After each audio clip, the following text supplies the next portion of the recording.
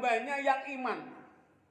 Kalau diperintahkan korban itu wajib, otomatis kita sudah menyiapkan sejak awal untuk korban karena wajib. Tetapi kenapa Allah kok mensunahkan saja? Hanya sunnah, tidak wajib. Karena apa? Allah ingin menguji mana toh hamba saya yang paling iman, mana toh hambaku yang kaumku, kaum Nabi Muhammad yang paling ikhlas hatinya. Ini suatu rahasia Allah, Bapak-bapak sekalian. Bila Rasulullah sampai ngendika, man wajada sa'atan li ayyudhahiha falam yudhahi fala yaqrabanna musolana. Sapa wong kang nemoni kelapangan rezeki ana ing bulan Dzulhijjah utawi bulan korban, wong iku duwe kelapangan rezeki ananging kok wong iku mau ora gelem ngetoke korban, yaqrabanna musolana, ojo cerak-cerak karo musolaku. Hadis ini bisa diculik suatu kesimpulan, Bapak-bapak sekalian. Ada 3 macam arti yang ditekankan pada yaqrabanna musolana. Ingkang sepindhah arti letterlek, yang kedua adalah arti halus, yang ketiga adalah arti yang paling kasar. Secara jumhur ulama mengatakan apa atau arti yang paling letterlek. Ketika Rasulullah ngendika mekaten, posisi Rasulullah di Mekah ataupun di Madinah. Layak robu musolana, ketika itu di Masjid Nabawi atau di Masjidil Haram. Kita belum tahu ketika Rasulullah ini menyebutkan hadis ini. Arti yang letterlek bahwa kita kalau keadaan dalam suatu hari korban kok tidak korban padahal mampu, kita tidak boleh haji ataupun umroh di sana.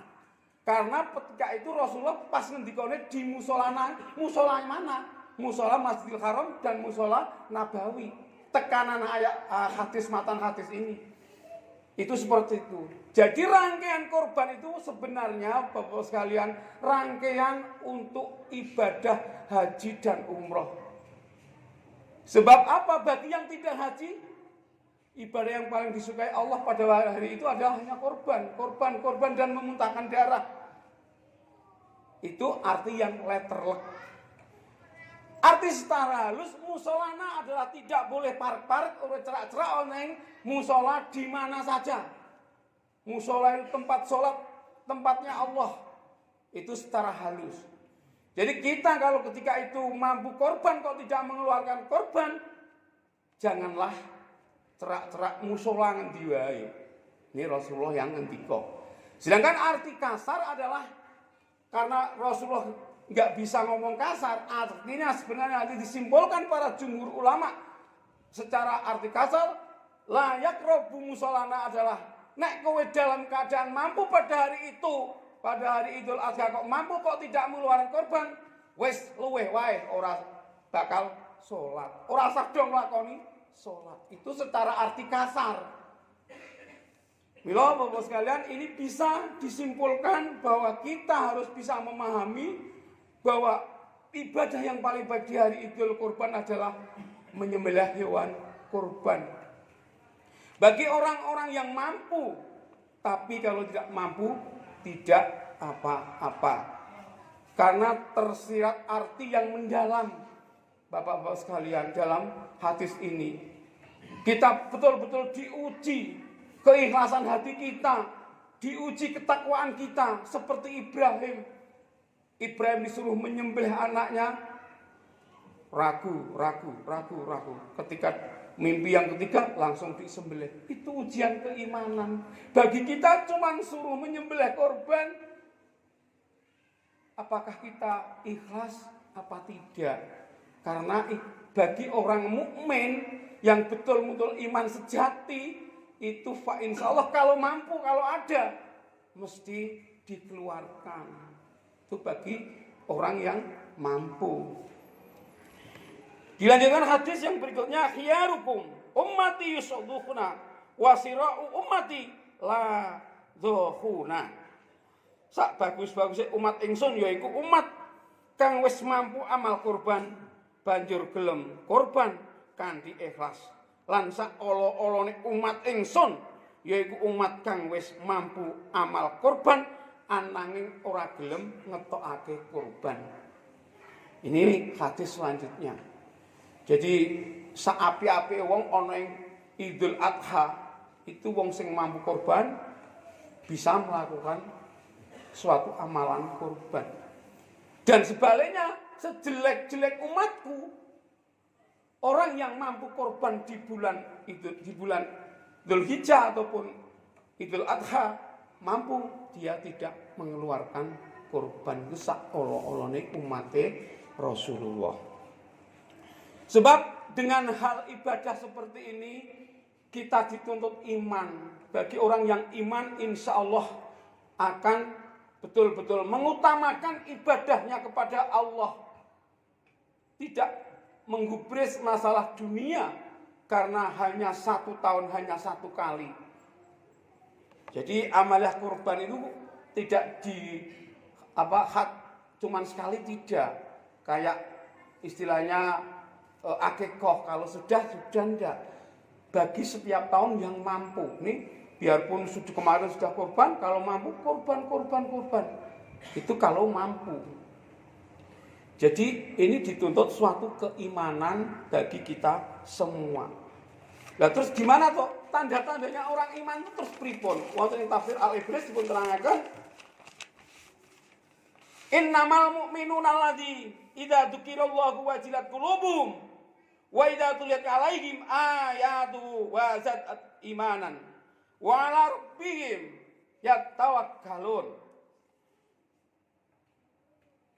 Tanda-tandane wong iman, innamal mu'minu, sejatine wong-wong mukmin, alladzi iku wong idza dzukirat apa disebut nalika disebut ing Allahi Gusti Allah wajilat mongko gemeter awake qulubum ing jero atine wa idza tuliyat tatkalane diwaca alaihim ing atase wong iman iku ayatullah ayat-ayat Al-Qur'an zadathum mongko nambahi imane saya imanan iman wa ala rabbihim ing atase pangerane wong mukmin iku mau ya tawakkalun tambah taat. Lah kita kalau diarani wong iman kita enggak tahu, yang tahu kita sendiri. Apakah saya ini orang iman atau tidak? Apakah saya ini taat kepada Allah atau tidak? Itu yang tahu kita sendiri. Bukan Pak Sumadi, bukan orang lain, bukan. Tapi kita sendiri. Apakah kita diperintahkan korban seperti ini bisa melakukan? Apabila kita mampu, kita lakukan. Kalau tidak mampu, tidak lakukan, tidak apa-apa, enggak dosa. Diteruskan di sini, alladzi yuqimunas sholata wa mimma razaqnahum yunfikun.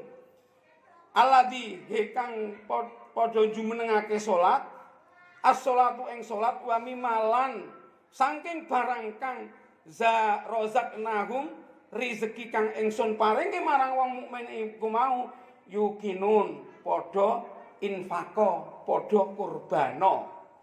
Dilanjutkan ayat ulaika humul mu'minuna haqqan lahum darajatan inda rabbihim wa maghfiratan wa rizqan karima. Janjinya Allah setelah kita taat, mau korban, mau infak, inggih menika ulaika utawi wong-wong kang mengkono sifate wong mukmin humul mukminuna yaiku wong mukmin kabeh hakon kelawan sejatine lahum kedue wong mukmin darajatan dinyeki derajat ain darabhim ing sandinge Tuhane wa makfiron lan dingai ngapura ing saking Tuhane wa rizqon lan diparingi rezeki kariman kang mulya. Jadi kalau kita itu sudah merasa iman, merasa taat kepada Allah, janji Allah apa? Akan diberi derajat, akan diberi rezeki yang mulia, akan diapura dosa-dosane kabeh. Maka dari itu ketika Ibrahim menyembelih anaknya, Jibril disembelih, apa yang ditukar? Langsung ditukar dengan gibas yang sangat besar. Itu janji Allah gak akan meleset. Sebaliknya, kita semua ini kalau taat kepada Allah akan dimuliakan rezeki kita, derajat kita, dimakfirah. Semua dosa-dosa kita akan dimakfirah, diapura dening Gusti Allah apabila kita taat dan selalu iman kepada Allah. A'udzu billahi minasy syaithanir rajim. Bismillahirrahmanirrahim. Inna a'tainakal kautsar fasholli li rabbika wanhar. Inna sani'aka huwal abdar wa qarbil waham wa anta khairur rahimin.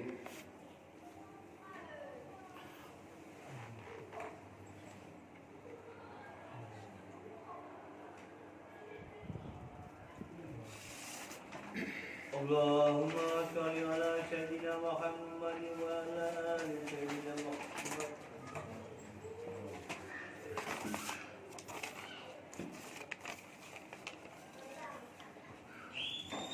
Alhamdulillah